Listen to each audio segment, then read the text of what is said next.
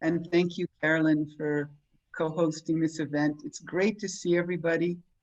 I'm honored to have two poems included in the new issue of Mouse Eggs and to experience the venerable Vécu poets readings live. It's quite something. So I'd say this is a historic day once again.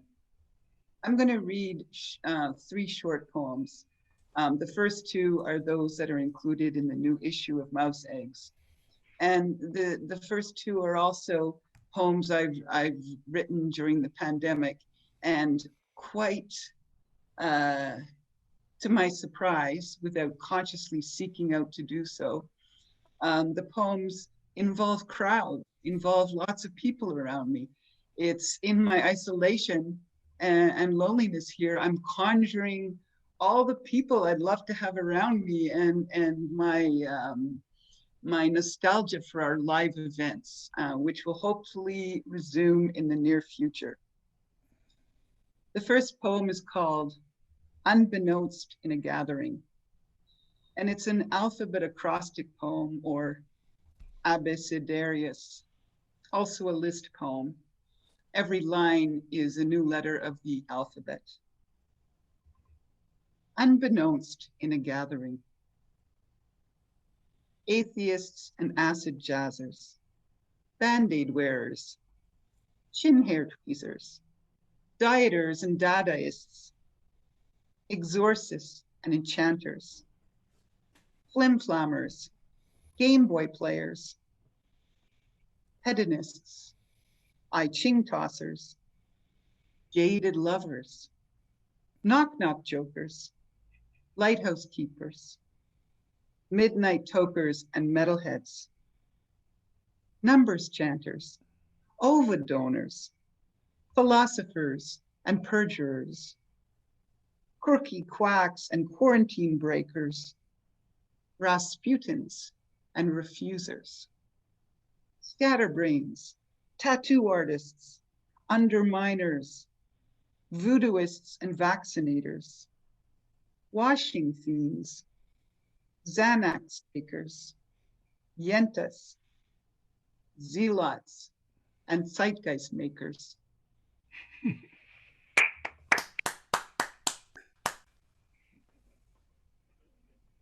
The poet in the crowd.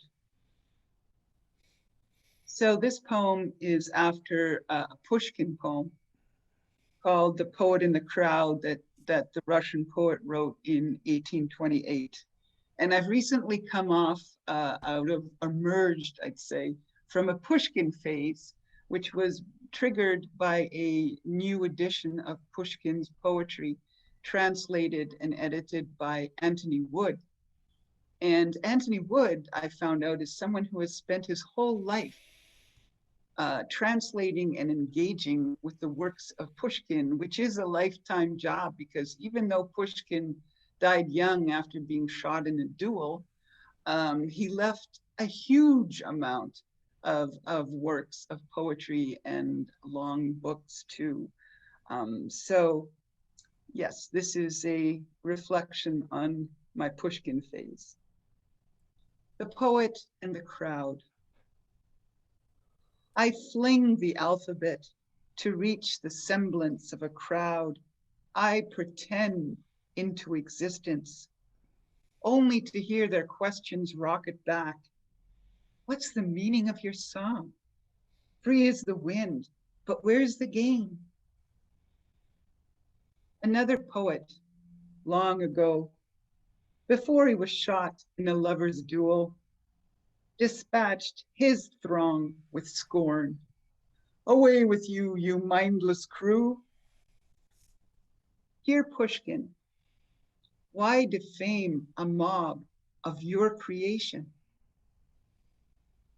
Poems can't stop wars or lovers' quarrels. And Lord knows there is no monetary gain in songs of harmony and prayer.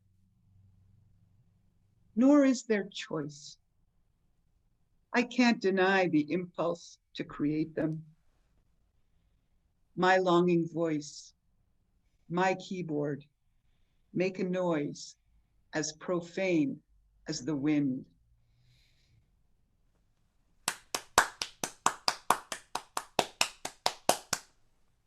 Finally, Finally, I'm going to read from my new collection called Not in Vain, You've Sent Me Light. And the title of the collection I actually stole from Pushkin. It's a line from one of his poems called The Angel. And it's also mentioned in the poem I'm about to read. Note to a mapless self. When wiry springs resist your bounce, and dagger days of jealousy, indifference, weaken and diffuse, reach back to good old Wordsworth, wild, eccentric, and bizarre, who sometimes got it right. Heaven lies about us in our infancy. The trick's to be preemptive, sharp, and self-aware. Take an axe to angst, your clingy friend. Taste magic in the air. Read your Blake to vault rejection. Whether in heaven ye wander fair, laugh lonely at your inside jokes. Borrow from Japanese poetics. Get who on earth you are. Eliot was full of it. I shall not want honor in heaven. Of course you will. Take flight, you trampoliner. Dare to tumble somersault, vault bluewards, and be true to Pushkin's promise to the angel. Not in vain, you've sent me light.